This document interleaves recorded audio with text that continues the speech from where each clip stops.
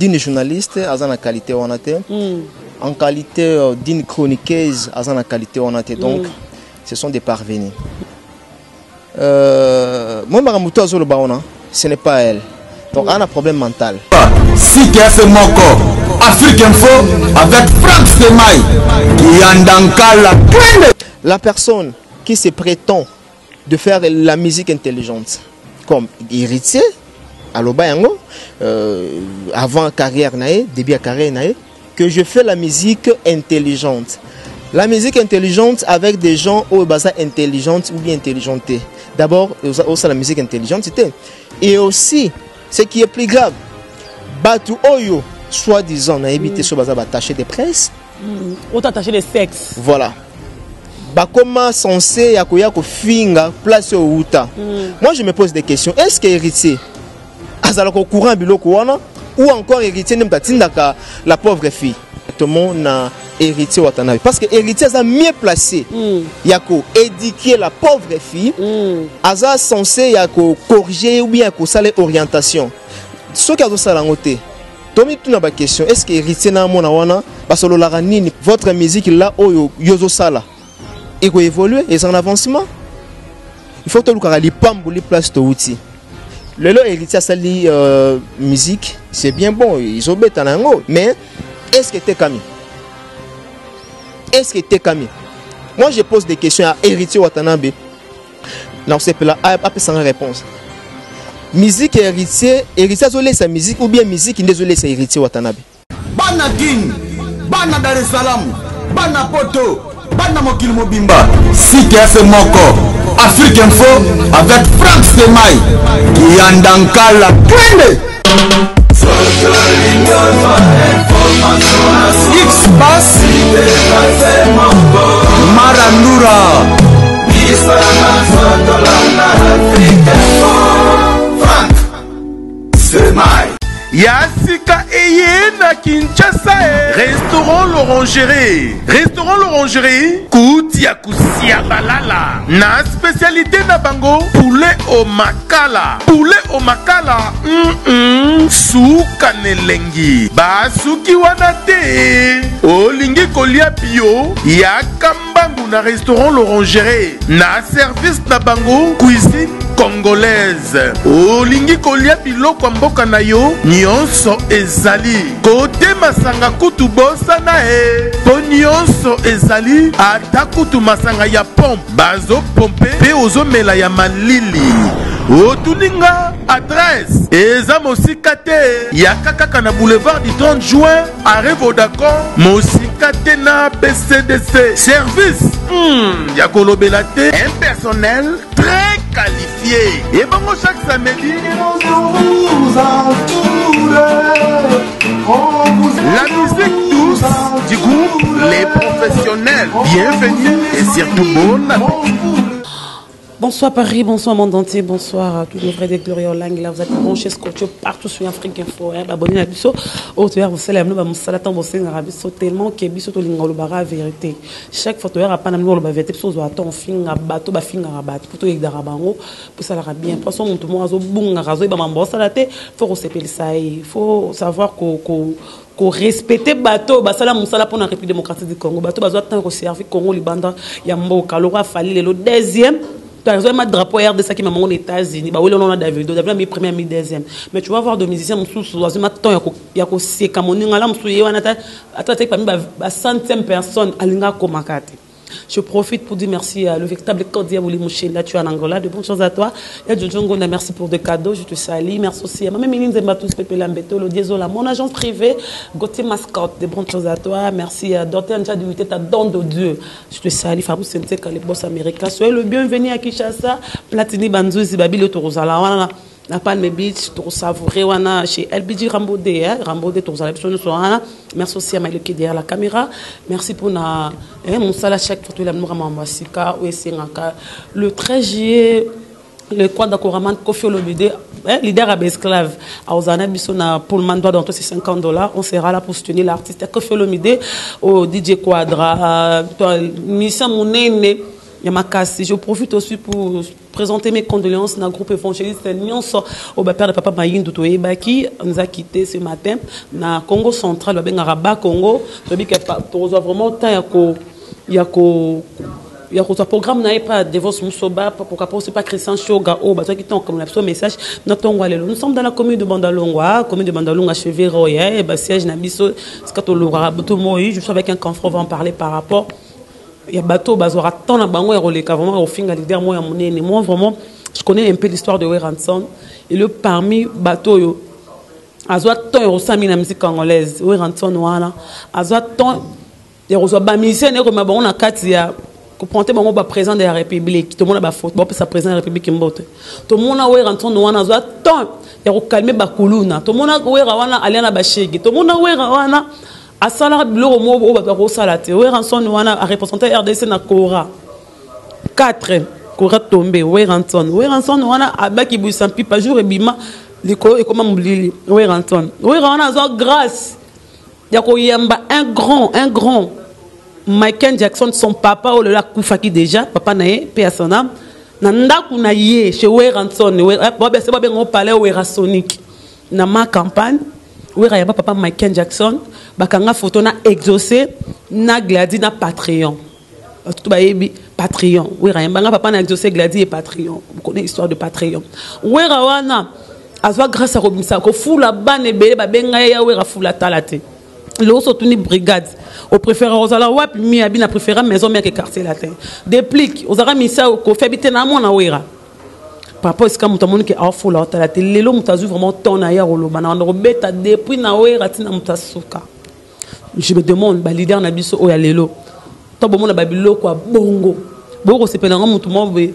e bata honorable Zakari ba Jean Salelo bokoma 69000 mais boko ko fula ba misalo kwa ngati inonsa yo na ke Côte d'Ivoire na atana journaliste monté Congo akena manager Marie-Laure mais des journalistes boza ake moko honorable Zakari binga na zo temps ko ma Wera ke poto na lanza na poto pona ke ko sala valeur ya musicien wana libanda mboka lelo oyo moi je suis avec Mike Lokamba tout sur le Lokamba ata 25 minutes kala tout le bano likambo ko bunga ba juste ba mo bungela ba leader a minene ba Wera wana eza par rapport à internet c'est par rapport à facilité à Facebook ou bien ezara code moro boye be mutumo Wera boa kakala yo po boa mutongo biko komi danger le ka Wera Mike Lokamba bonjour Gloria Olangi une américain perdu au Congo donc voilà Boni ouais ça va très très bien on est là et je m'en vais déjà en profiter na remercier na Fali Poupa du cap où a représenter Mboka na biso a aussi représenter couleur il y a image il y a Mboka na biso libanda en tout cas félicitations na Fali Poupa donc voilà tous fiers na Mike comment ça la lecture de la musique congolaise analyse non par rapport quand tu vois tu regardes la télé on a la musique congolaise na biso oh le loser représenter les bandes d'ambo qu'on parle musique dombolo musique dombolo qu'il fallait le système de musique tokos tant ça l'analyse autant que chroniqueur et en musique comme le belani non d'abord premièrement la musique notre musique est bonne tous ça fier nango parce que aujourd'hui na ba pays albanda Centrafrique Mobimba bako boya bisoté parce que ba musicien na biso na kati mboka awa ba pesa valeur wana na culture congolaise alors pour moi j'en suis fier il y a comment la culture na biso ndenge izo évoluer mais du moins que ça moi pas si pour que musique na biso za la propulser et ça na ba obstacle où ils a vraiment ébélé na kati ya musique na biso obstacle où ils allaient entre les musiciens d'abord photo le bango bokanizate jalousie za makasi kibongai tous batebele baza ba prétentieux reconnaissance ezate ba ingrat donc non peut soka kamoko Fali Poupa a aussi raté trophée en États-Unis Bitiawa mais au moment qui ba musicien oyo bon pour ne pas dire jaloux ba musicien au basa contre Fali Poupa. Là tu parles de Céléo. Non j'ai pas cité les noms de quelqu'un ici. Voilà. Au moins ba musicien oyo l'aime sous ba pour ba solo la raté. À sa contre et à ses peli pour que ndenge fallait arrêter trophée il y a aza là. Dis-moi avec ces genres de personnes musique na biso qui avancé tout le monde a baninga le lo ba tozo ba musique nigérienne musique ivoirienne ils ont avancé ils ont kende liboso c'est parce qu'entre bango boyoka nizali mais ozonga na Congo awa omona ba grand bazolinga ko fula ba petite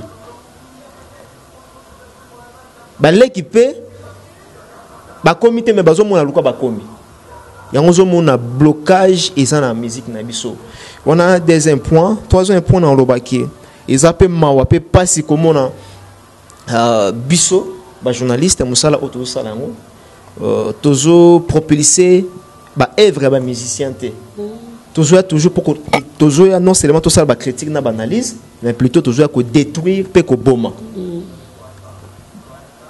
et là on a écouté to benga on virus yé lelo yango pe to sala que non et faire avancer musique na biso te to lingi ba polémique to lingi ko ba musicien ba conflit ok oyambi oyo pour le bisai kaka mabe ya moninga donc tout cela nazo mona blocage na musique congolaise et voire même le lot congolais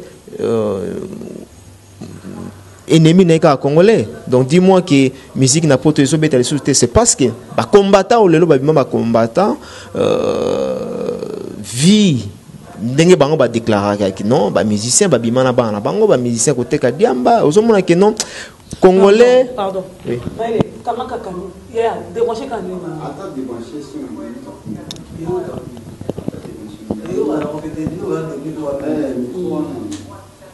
d'accord prends mal non je sens que na te vali mnen ok donc c'est le hôtel ok donc voilà donc biso na biso moko ba congolais tozo boma musique na biso entre ba combattant koto bazui bango musique ko beta te koto biso ba journaliste au bitin to avancer to faire avancer ba musicien te et puis koto ba musicien pe ba bibiso entre nous to yo kanate donc et ça parmi ba critères ils ont ça là que non musique na biso zo avancer te mais d'un côté musique na biso est vraiment très très bonne musique on les a bien Mike Weranton, le roi de la forêt, Weranton a foulé la talate, Weranton qui est un grand artiste musicien en République démocratique du Congo. Voilà, on a na télévision parce que nous avons beaucoup de terre. Wana baza parmi piliers en Mboka. Toujours piliers dans baoba. Weranton wana ça a facilité les lots. Au moins à l'époque je dis bien on a na télévision deuxième rencontre il y a comme on Weranson ils avaient un concert je me souviens encore on a un concert il y a Weranson na jibem piana fara donc raconte ngana Weranson mais na tikala teke na pesa embote oui au moni la podium voilà au mona na podium et voilà dans mon awera bongo et je me disais que ce genre de personnes oyo azosala pe azalana bolingo yako avancer ba musicien naie est-ce qu'un jour on aura occasion ya kopesa embote pe ya kokanga surtout photo naie et il dit grâce à côté sabso na banzela oyo sala qui nous facilité aujourd'hui il y a avec simplicité aussi il y a Weranson donc ils allaient faciliter vraiment à tout moment lingo kutanaye et puis lingo interviewer donc voilà ba Evra ranyo ye ba marka biso dans monde ya Weranson ba Evra moni parmi moni que les gens qu'on parle de Wera batanga Evra ni ya Wera marka biso na République démocratique du Congo. Voilà parmi ba Evra ya Weranson oyo et marka batu ils a tellement ébélé ils a vraiment ébélé même ataka Evra oyo ya sika 7 jours de la semaine parce que Wera yemba na ye hein? Mais on a découvert plus na Weranson à sali métissage ya bastil mais surtout songi na kala ba image wana Wera pe sarabiso lelo tout monde en tête c'est-à-dire que Wera a évolué de temps en temps musique peut avancer parmi ba meilleur album oyo marka nous sommes sans ignorer que qui vous s'en plus pas oyo et ça la tour du monde et ningisa monde entier hein? Donc et ça ba avantage et foula ba musicien donc ma solo pena même oui en son revenu ou bien rentabilité ils ont trop ming na parmi ba œuvres on a qui s'en pas mais bah laquelle est aussi ils ont parmi ba meilleur album donc voilà. À l'époque, nous voyons, tous les gens journalistes, ils ont respecté les leaders de Kofi, Piana. Je parle de leader, Papa Wimba, à l'époque. Mais tu vas voir, je voulais d'abord aider au Mike. C'est absurde, la différence, il y a presse, il y a Kalanel. Presse, il y a Kala, la presse, il y a Lelo, c'est absurde la différence. Non, presse, il y a Kala, la presse, il y a Lelo, parce qu'à l'époque, là, tandis qu'on a bien abisso, exemplaire nabisso. Bato yo to bana pe ko considérer comme mon bango na venir na biso pe to comment lokola bango lelo presse ya lelo na lo baka d'une manière générale pour ne pas dire presse en ligne lelo presse ekoti bosoto presse lelo ezoyi banaliso soute qui fait quoi, c'est-à-dire que un bon matin mutalamuki karaboye il tient le micro a commis journaliste, a commis chroniqueur ou bien présentateur. Mais tandis que Nakala, et ça là qui vraiment qui est pour hôtel na radio ou bien la télévision, il faut avoir bagage. Il faut mutunayo et ça là. Gloria Olange.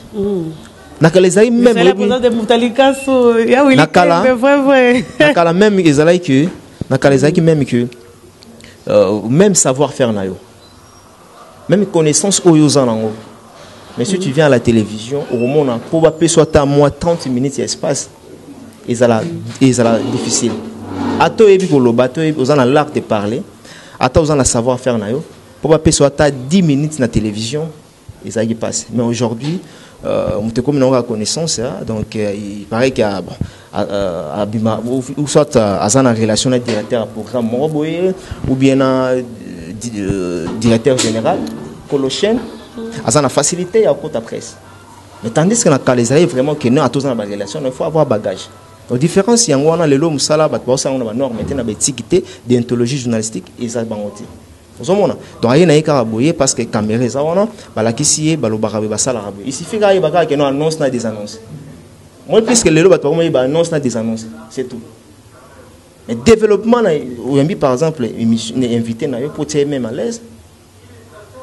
Développement, on a au cours de l'émission. On a un bagage. On a direct à aux autres là-bas, aux autres bakeno, ça va en boca. Donc. Oui, Ranson, oui, ça va tout aller. Oui, Papa Nevele, oui, Ranson, le roi de la forêt, ça ramène la Zamba. Mon musicien dans Zambali qu'on a podium, mon on a télé, on a au téléma, toi formateur. Mais tu vas voir tout le monde à longueur où il y a un format, où il y a un colabiso, où il y a un faux esprit, où il y a un faux montou. Tant que yo sous comme toi, il y a un concevoir et le Canada. Non. Eza d'abord dans le barango, Eza moni. Ça là on a passé. Moi papa mon beaucoup li, ne sera Eza le kolanga. Que surtout ninga Eza le kolanga. Papa oyo a beaucoup li Mike Lokamba, maman o a même 9 mois dans les bomo. Hein? Na ba circonstances tu y a vie, na bonheur, na malheur, to leki na ye. Et aujourd'hui les lots na comme ko gagner moi mbongo lipa na boya maman na ou bien na nié papa na ngai. Et ça ingratitude. Les lots ba musiciens tous mona bazako se comporter de la sorte, moi je dirais tout simplement que ils ont un problème, il y a maturité. Ils ont un problème à maturité. L'autre jour, mon musicien Belé, ça va très bien. L'album n'a pas évolué pas mal, mais Baza est mature. Parce que Moutoza a maturité, Moutoza a savoir vivre. Après que Wang a parent a été sur le plan artistique. Jamais. Et l'ongolais le remonte glorieux. Parce que là, ils ont mais bateau public, ils ont ébiqué. C'est grâce à Ranson pour Okoma le loboy. C'est grâce à Moutoukingani pour le lo Azkoma boy. Donc pour moi, on a traité Rabato bon bazaba ingrat vraiment donc. Fabriga c'est un moment ambi. Au commun Kofi central, bien on est fouté papa et papa ça papa koloto. Mais tout le monde on dirait que même c'est ma maison mère des babi maringra pas oira. Mon aki papa mon bafoulaï, oui ramabi oui rafomont. Je me demande pourquoi pas ministère à Kofi balinga ko bambe à Kofi te ko le ka ministère à Ouira. Ouais, système eloko ka likolo na se ko ya te uta na wenge maison mère. To me mango ka bongo uta na wenge. Mabeo ba misa maison mère ba mona, yango te ba fali ba mona. Bon, natolo ba tout à l'heure tantôt que isa na mutaza na bagage na ye, na mutaza na maturité na ye. Donc c'est tout ça la maming na maison mère ndingo toloba. Chacun de nous a une éducation na ye na na famille na ye. Donc na koki ko comparer ou c'est pas Kofi ou bien ou c'est pas Ranson. Donc on comparer bon on à niveau ou bien na bagage. Alors moi je disais tout simplement que Ranson na Kofi Olomide bat na bazana idéologie na bango. Vous comprenez? Parce que je vous rappelle na esprit à idéologie. Kofi azana idéologie ndé amemela ba musicien, Ranson azapena idéologie ndé amemela musicien. Et pas ya Ranson tout le monde a plus que moi chaud ezala. Moi luyenge ezala. So yena maison mais on mona que non leader yemo baza showman et aussi ba musicien, baza ba système on. Alors ba salaka de façon à ce que so ba longwe ba kende koloba mabe ya Ranson. Donc c'est l'analyse nanga et ça peut-être ba mona que non. Il faut pas louka adversaire ya Ranson. On mona ba louka adversaire ya Ranson. Ce qui est azol sololana héritier ou bien na faire rigolater carrément il faut pas qu'il m'embangue pas ya faire rigola tout le monde yango awa récemment awa musicien ba to kolandana balongo na maison mais ba ke directement pas nani et pas ya héritier watanabe ozomona ngo donc voilà na ozong soka eza maturité tout le monde a pu ba musicien mususu o balongwa na maison mais lelo bakende pas mort et pas immorté baloba pe mabe ya Ranson te.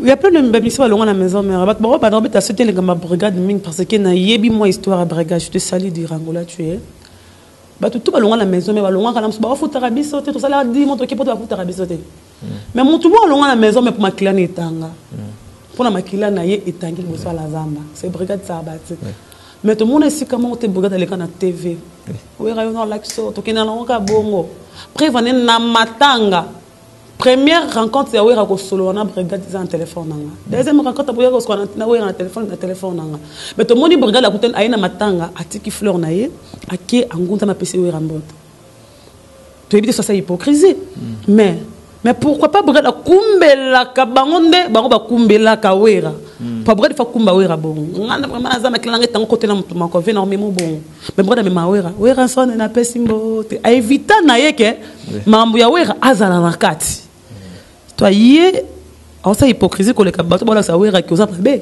non ça hypocrisie Gloria Olangi ça hypocrisie place wana moi na loba kaka que brigade azam ko le pesa maele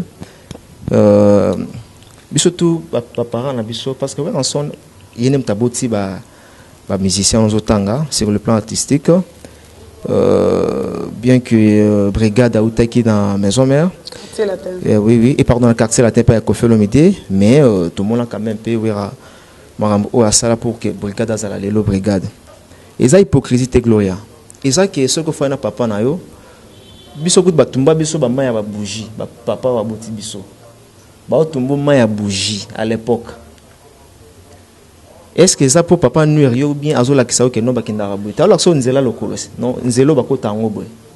Moi je trouve mal que ceux qui ozalaki et pas ya Ranson wera anyokola abeta afinga eza synonymité que non un jour songa na longwe wera wana il faut na sala mabe ou bien na comme très impoli envers ye na comme ko manquer ye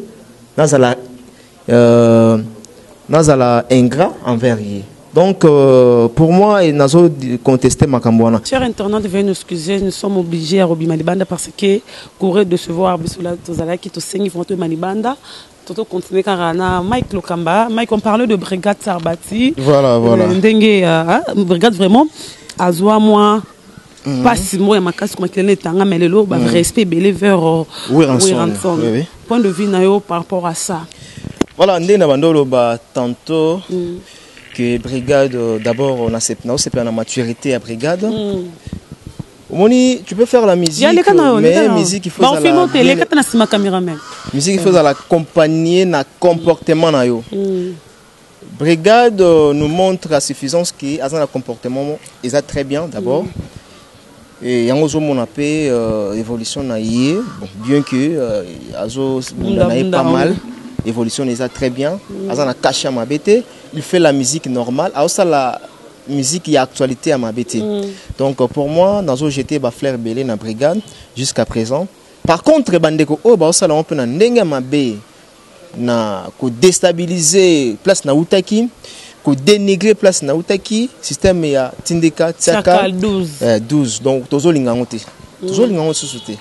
Donc yango parmi ba poulain ya Weranson oyo Werasala jusqu'à présent baza belé mettre au compte dans brigade to beta mamol solo c'était na c'était le cambo sali moi passe comme on a moninga mo kabibinga aponta ka émission musicale quoi babiso Bobem Goroko Mundele, vous avez Laura Mabolène, a eu audace ya kole Karobaken. So ba beti ya na zamba no beta banana wera tina mutasuka. To banana leader tina mutasuka. Tant que yo za mopandisa valeur ya wero pesa kawana. Mona mutu mo ba ki ya ko beta wera. Le roi de la forêt, Igwe, Weranton. Comment vraiment et ça d'abord faudrait souligner Gloria Langui na salamon rectification quand tu dis comment on a concert on a biso ou confrère on a biso non na salle rectification parce que en qualité d'une journaliste en qualité on a en qualité d'une chroniqueuse en qualité on a donc ce sont des parvenus. Alors, sur le plan, il y a vie, il y a la fille, la pauvre fille. Au moment où sous-bassement, d'abord, elle est dans les néants. Elle est dans l'état délabré. Donc, moi, ce n'est pas elle. Donc, elle a un problème mental. Il ne faut pas comprendre que non, ceux qui sont les cas comme Mundele, les cas comme Mundele. Autrement dit, Kiki Blanc. Ah, Kiki Blanc. Français Kiki Blanc. Donc, Azana na savoir vivre était, Azana problème moko ya mutu. Donc pour moi, là la fin d'une monde va propos bon normal parce que ils a été, ils a mutu na eso que bouger tinda ka sala biloko wana. Nazonga rapidement. Gloria, ils ont ça la passe. Ou tinda ko le fufa masango. Oye na télévision au finga Weranson. Ou tinda kusuke bando osala nini oye au finga Weranson. Oloba ke non wera wana na kosimba ye na nzoto yo. Na robeta depuis na wera ko beta tina mutasuka. D'abord ozoma ke non donc eza mani, eza maladie mo benga mani. Donc maladie mo comme ça mutu trouble donc azoye belo kazo salate. Weranson za muninga na ote. Wera na mboka oyo atuna même bateau bakotela kaye. Tuna bango, lebo zalana bango. Weranson est qui dans ces pays? Bah ouais, bisa o grandeur peut valeur ya Weranson oyo. Donc, et le raso le baona est tiré là ko salamate. Nazo ngali susu rapidement. Acte ya bongo ngazo condamné batu eskizenga. Je suis bien avec Héritier Watanabe Gougan, mais ba acte ya bongo nazo condamné directement Héritier Watanabe. Gloria, moi je pense pas que la personne qui se prétend de faire la musique intelligente comme Héritier à l'Obayango avant carrière nae, début à carrière nae, que je fais la musique intelligente. La musique intelligente avec des gens au basa intelligente ou bien intelligenté. D'abord, aussi la musique intelligente c'était. Et aussi, ce qui est plus grave, Batu Oyo, soi-disant, n'a évité ce basa attaché de presse. Ou attaché de sexe. Voilà. Bakoma censé yakoyako finga place au Uta.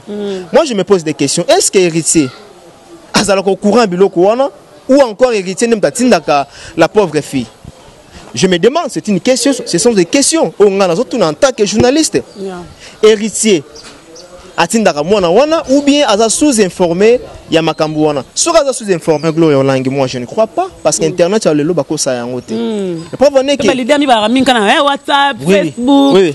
Parce que to kanga leader moko en direct mais ya misema boy. C'est ba yebana. Batala na makambu. Voilà, osomona. Cela veut dire quoi? Cela veut dire que nous avons condamné directement na héritier Watanabe. Parce que héritier est mieux placé. Il a éduquer la pauvre fille. Il est censé corriger ou bien faire orientation. Ce qui a été fait, Tomi tu n'as pas question. Est-ce que héritier na mona wana parce que la nini pour mona wana avant les canaux télévision.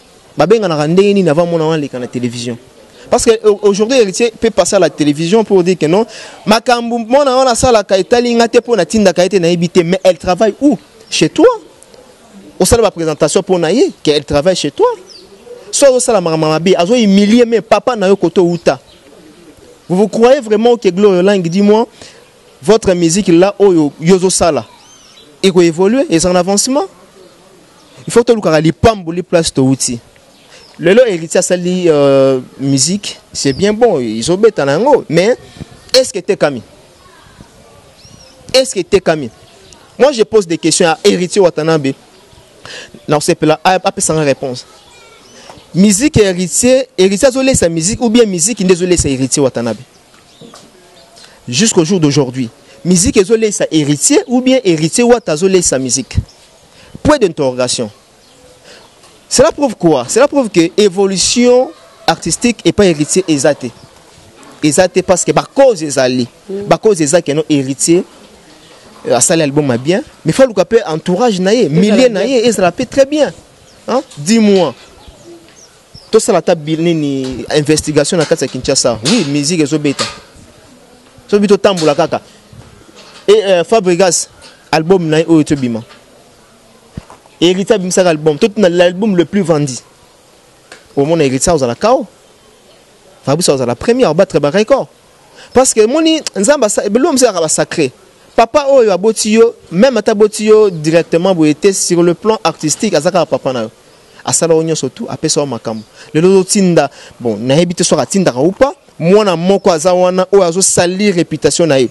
Dis-moi banda héritier sali carrière na ye.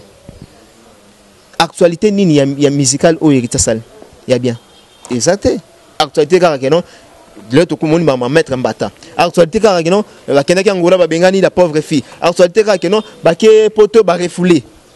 Est-ce que héritier continue toujours aux alana ba beza buzo babongo?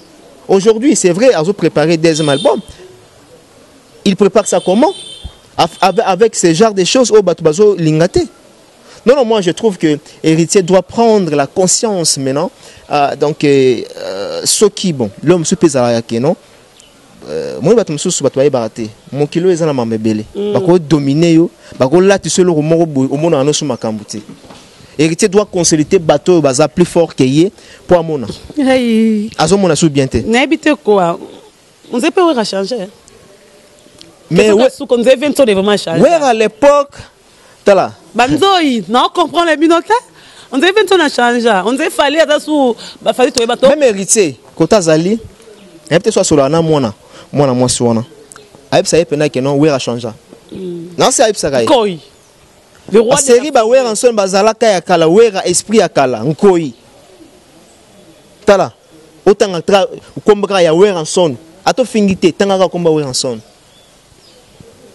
Et ça y est bis.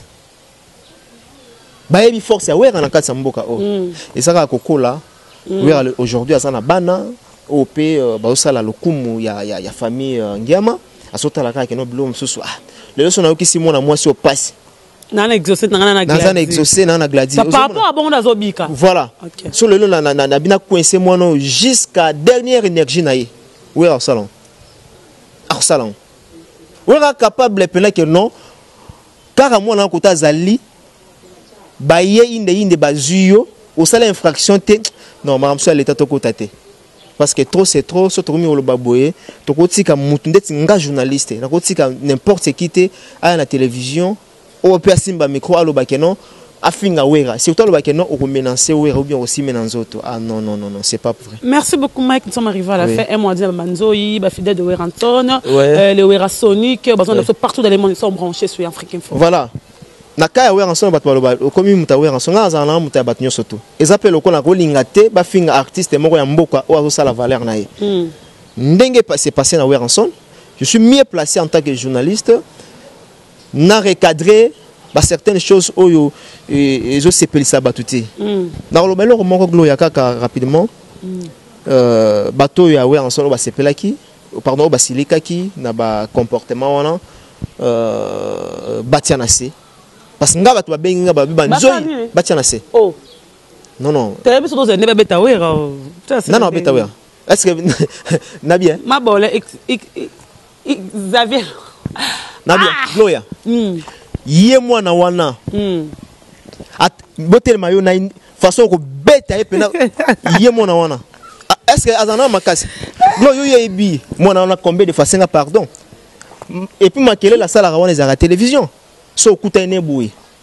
batu bolanda tendenga sala ba télévision sala so ba kuta ene diverser ene boui elo na sepela na ye parce que ayoka soni tabuka na répéter au mona au senga pena bolimbi sa sengi pardon asala ngo batebele. Donc voilà, on a petit conseil, tout bon mamoto, la banzo il passe que Baza vraiment très fâché et voilà. Merci beaucoup quelques dédicaces parce que nous sommes dans Souka. Maman Emiline Zemba. Il y a tous pépélé à Mbetolo. Ah ben dernièrement, merci na ba conseil nos mamans. On est toujours ensemble dans la passion beauté et Nabo Sanipété na Baboté Linda. La sanité na Anne-Marie Dibenga 5 ans de silence. Anne-Marie Dibenga 5 ans de silence. Merci pour la première dame de Lausanne, la maman d'Erit Anzil Wawa. BG Kapafumba qui est na Katia Lubumbashi. Chez BG, les grands boss, big boss, BG n'a pas essayé vraiment Bambotier. Donc mobile à quelqu'un. Et sans oublier encore on a le véritable accord d'hier. Il y a Willy Moucheni. Willy Moucheni n'a pas essayé Mbotier. David Loutete Gaucho, David Loutete, mon ami, toutes les années Kalaming était quelque part, la PC vraiment oyo. Donc il y a un top qui ça est en oyo, n'a ne comme gravité. Et ça va nous soutenir yeba en haut, bako kufaka, ni ba monité, nous autres ne ba monité. Baby ga kufa. Liwa maito ya mai kuté ko mona na mai avion. Ah, nazo biso mamba solo. Bato mususu ba okundaka bango ba ke kundaka ba kizu photo ba remplacer nous autres on a sa photo. Attention. Merci beaucoup Mike, nous sommes arrivés à la fin. Je dis merci à Maïle qui était derrière la caméra. Je dis merci à vous monsieur le véritable coach Jojo Ngonda email la terre avantageuse. Merci aussi à Gauthier Mascotte, à l'homme déteneur de banque. Moi-même Eline Zembatus Pepe Lambeto, l'Odiesola, mon agence privée, Fabou Senseka les boss américains. Doten Tchadi tête à don de Dieu. Il y a l'aide dynamo je te salue, bon Jack Sobano que je te salue. Tout devrait de gloire le fidèle de Wérantan, je vous salue. Babi après awa, bozoka maman d'abord avec Sandraline na baboté, babi azo se déchaîner, rotkata mutakala. Pour allo bakaka, pour Tobe tora masolo ba C4, tora masolo ya Choko. Toro yeba vérité na lelo avec Sandraline na baboté. On se retrouve prochainement. Merci Mike pour son quelle ingratitude. Lelo so comment akoma likaka mundele. Faut ça va ça merci hein. Va foutre l'ambo. Va plus ça Sandra bon. Merci beaucoup Maëlle derrière la caméra. Merci Kiki Franck. Blanc. Kiki Blanc. Comment est bon ma belle. Voilà. Merci beaucoup. On se retrouve prochainement. Bye bye. Yasika Eye na Kinshasa. Restaurant l'Orangerie. Restaurant l'Orangerie. Koutia Kusia Balala. Na spécialité na bango. Poulet au makala. Poulet au makala. Souka nelengi. Basuki wanate. Olingi kolia bio. Yakambangu na restaurant l'Orangerie. Na service na bango. Cuisine congolaise. Olingi kolia biloko mboka na yo. Nyonso ezali kote masanga kutu bosana po nyonso ezali ata kutu masanga ya pompe bazo pompe pe ozomela ya malili otuninga adresse eza mosika te ya kaka na boulevard du 30 juin arrêt Vodacom mosika te na PCDC service ya kolobela te un personnel très qualifié et bon chaque samedi la musique douce du groupe Les Professionnels. Bienvenue et surtout bon appétit.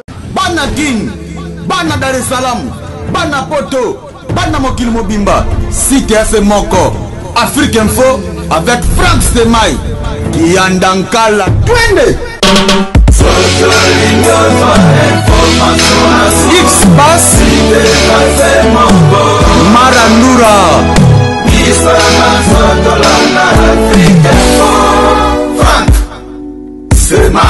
Bana King, Bana Dar es Salaam, Bana Poto, Bana Mokil Mobimba, Site FM Moko, Afrique Info avec Franck Semaï, Yandankala, Twende X-Bass